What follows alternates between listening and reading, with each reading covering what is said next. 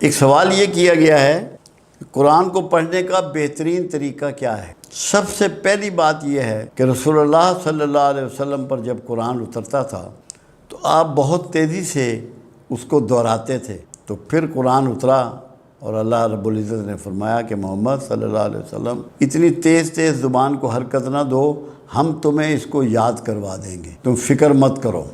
ایک اس میں گائیڈنس یہ ملی کہ قرآن حکیم کو ہم نے بہت سپیڈ سے نہیں پڑھنا، کیونکہ تحمل میں بردباری موجود ہوتی ہے۔ ہم نے تحمل سے قرآن حکیم کو پڑھنا ہے تاکہ جو اس کی فیوز و برکات ہے وہ ہمارے ذہن پہ، ہمارے قلب پہ وارد ہوں اور ہم اس سے مستفید ہوں۔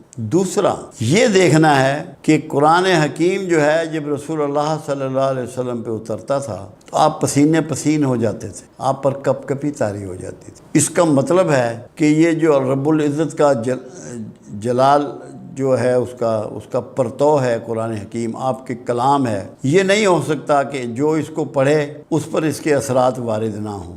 اس کے لیے ضروری ہے کہ بہت ٹھہر کر سمجھ کے ایک ایک لفظ پہ دھیان دے کے قرآن کے باطنی معنی بھی ہیں ان کی کوشش کر کے صحیح ترجمہ سمجھ کے۔ قرآن کا سب سے بہترین طریقہ یہ ہے کہ آپ عربی لینگویج سیکھیں، کیونکہ جب ترجمہ پڑھا جاتا ہے مفہوم و معنی اکثر و بیشتر تبدیل ہو جاتے ہیں، اور جب اس کو اسی زبان میں پڑھ لیا جائے جو زبان اس کی ہے، جس زبان میں وہ نازل ہوا ہے، تو پھر اس کے اثرات اور اس کا فہم الگ ہوتا ہے۔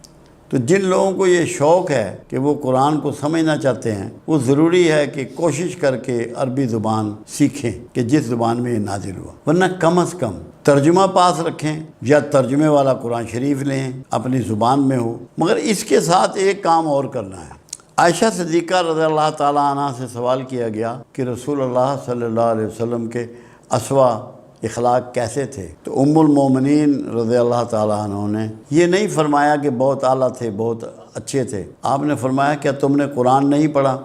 تو جب آپ قرآن پڑھیں، جو صورت آپ کے سامنے آئے، جو آیت آپ کے سامنے آئے، جو پارہ آپ کے سامنے آئے، اس کے مطابق حدیث مبارکہ یا سیرت کی کتاب آپ کے پاس موجود ہونی چاہیے کہ آپ کو پتہ لگے کہ اس شعبے کو جو قرآن میں یہاں احکامات آئے ہیں یا دلیل آئی ہے یا کوئی تاریخ کی بات آئی ہے یا اللہ کا کوئی حکم آیا ہے، اس کو رسول اللہ صلی اللہ علیہ وسلم نے کیسے امپلیمنٹ کیا ہے، کیسے کر کے دکھایا ہے۔ جب تک یہ چیز آپ کے سامنے نہیں ہوگی آپ کو قرآن کا فہم نصیب نہیں ہوگا۔ میں نے جب بھی قرآن پڑھا ہے، میرے پاس 2 سے 3 احادیث کی کتاب میں بیڈ پہ بیٹھ کے پڑھتا ہوں، کیونکہ کرسی میز پہ وہ میرا مقصد حل نہیں ہوتا، تو میرے بیڈ پہ پڑھی ہوتی ہیں، میں ساتھ میں دیکھ رہا ہوتا ہوں کہ رسول اللہ صلی اللہ علیہ وسلم نے اس کو کیسے اپلائی کیا، کیونکہ قرآن اپلیکیشن کے لیے، اپلائی کرنے کے لیے ہے۔ اگر آپ کو اس کی ڈیمانسٹریشن کا نہیں پتا، آپ کیسے اپلائی کریں گے؟ نہ اپنی ذات پہ اپلائی کر سکتے ہیں، نہ بیوی پہ اپلائی کر سکتے ہیں، نہ بچوں پہ اپلائی کر سکتے ہیں، نہ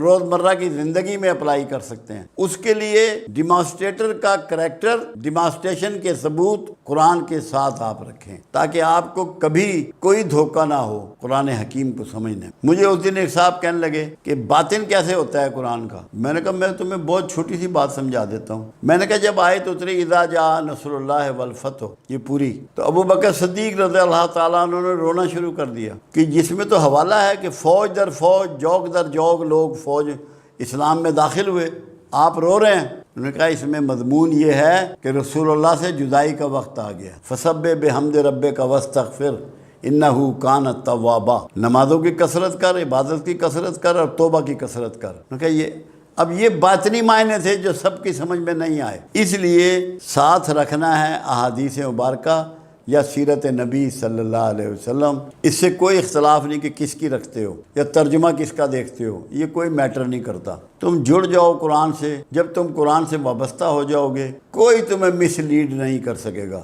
اللہ تمہاری آگاہی کرے گا، اللہ تمہاری مدد کرے گا، اللہ تمہاری رہنمائی کرے گا۔ تو قرآن کو پڑھنے کے لیے مؤدب، باادب، توجہ، دھیان، غور و فکر، عاقبت کی فکر، اس کو اپلائی کرنے کی سوچ، اس کو محاورتاً لاگو کرنے کی اپروچ، یہ آپ کے پیش نظر ہو، اور جس میں ہر وقت آپ کے سامنے رسول اللہ صلی اللہ علیہ وسلم کی ذات گرامی کھڑی ہوئی نظر آنی چاہیے کہ اللہ کے رسول نے قرآن کے کون سے حصے کو، کون سے شعبے کو کس انداز سے اپنایا اور زمانے پر لاگو کیا، ایک بہت بڑا انقلاب لے آئے، فلائی مملکت بنا دی، فلائی اصول دے دیے، پوری یونیورس کو دے دی۔ ایک آیت ہے قرآنی، پھر جب تم نماز ادا کر چکو، اٹھتے بیٹھتے اور لیٹے اللہ کا ذکر کرتے رہو، اور جب اطمینان پاؤ تو نماز قائم کرو، یقیناً نماز مومنوں پر مقررہ وقتوں پر فرض ہے۔ سورہ نساء آیت نمبر 103۔ اس کو آپ نے سمجھنا ہے کہ یہاں اس سے کیا مراد ہے، کھڑے بیٹھے لیٹے۔ قرآن حکیم نے اس کو الگ بھی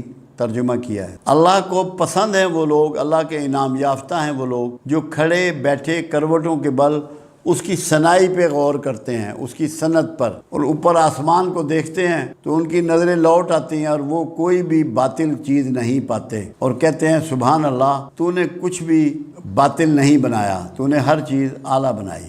یہی اللہ چاہتا ہے، کیونکہ قرآن حکیم میں کم سے کم 721 جگہ عقل و شعور کے استعمال کرنے اور غور و فکر کا ذکر ہے۔ جانوروں میں اور ہم میں جو ہمیں جانوروں سے چیز ممتاز کرتی ہے وہ غور و فکر ہے۔